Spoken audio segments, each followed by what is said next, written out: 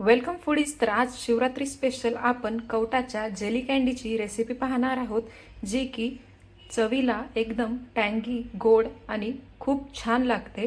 तर चला सुरुवात करूया आपल्या कवटाच्या जेली कँडीला. फूडीज, कवटाची कँडी किंवा कवटाची जेली बनवण्यासाठी आपण कवट फोडून त्याचा सर्व गर आपल्या मिक्सर जारमध्ये काढून घेतलेला आहे आणि यामध्ये आता आपण घालणार आहोत अर्धा ग्लास पाणी. अर्धा ग्लास पाणी घातल्यानंतर आपण आपल्या मिक्सर जारमध्ये कवटाची पेस्ट करून घ्यायची आहे. तर चला आपण मिक्सर जारमध्ये कवटाची पेस्ट करून घेऊया. तर मिक्सर जारमध्ये आपण कवटाची फाईन पेस्ट रेडी करून घेतली आहे आणि आता आपण याला एका चाळणीतून गाळून घेऊया.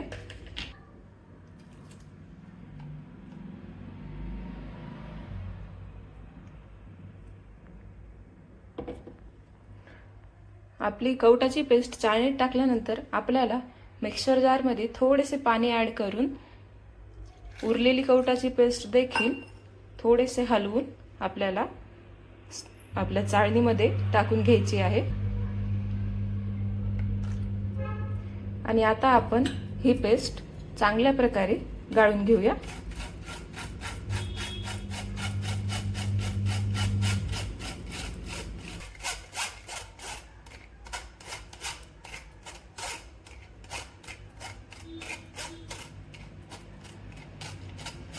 तर चाळणीत आपण कवटाची पेस्ट गाळून घेतलेली आहे आणि आपल्याला आपल्या खालच्या भांड्यात छान प्रकारे फाईन आणि सॉफ्ट अशी कवटाची पेस्ट निघून आलेली दिसून येत आहे. तर चला आपण पुढच्या प्रोसेसला सुरुवात करूया.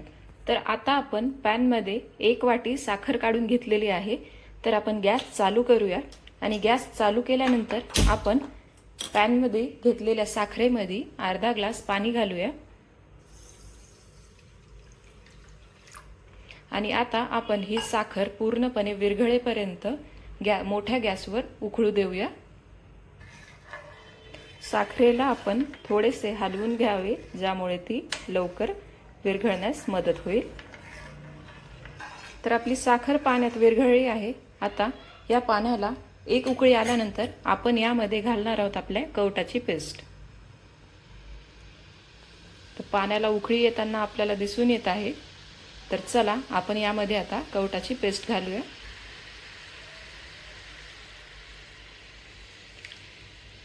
आणि आता आपल्याला ही कवटाची पेस्ट चांगली साखरेच्या पाण्यामध्ये मिक्स करून घ्यायची आहे.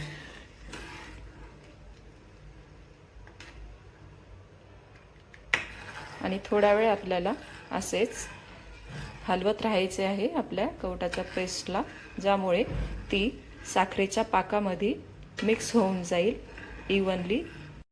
तर आता आपल्याला 15 ते 20 मिनिटे आपले मिक्सचर छान उकळू द्यायचे आहे आणि थोडेसे घट्ट होऊ द्यायचे आहे. तर आपल्या पेस्टला 15-20 मिनिटे झालेली आहेत आणि छान प्रकारे आपली पेस्ट उकळलेली दिसते. तर चला आपण गॅस कमी करून घेऊया. आणि यानंतर आपण यामध्ये घालणार आहोत अर्धा चमचा तिखट आणि चाट मसाला यात घालायचा आहे आणि हा मिक्स करून घ्यायचा आहे, ज्यामुळे आपल्या जेलीला किंवा आपल्या कँडीला थोडेसे स्पायसी आणि टँगी चव सुद्धा येईल. तर यानंतर आपण आपल्या पेस्टमध्ये घालणार आहोत कॉर्नफ्लावरची स्लरी. मी 1.5 चमचा कॉर्नफ्लावरची स्लरी तयार केली आहे आणि आता ही आपण यामध्ये मिक्स करणार आहोत. आणि ही स्लरी टाकल्यानंतर आपल्याला ती मिक्स करून घ्यायची आहे आपल्या मिक्सचरमध्ये. आणि मिक्स करून घेतल्यानंतर आपण गॅस मोठा करणार आहोत. कॉर्नफ्लावरची स्लरी आपण मिक्स केलेली आहे आणि आता मोठ्या आणि मीडियम गॅसवर आपले पूर्ण पेस्ट घट्ट होऊस तर आपल्याला ती हलवत राहायची आहे.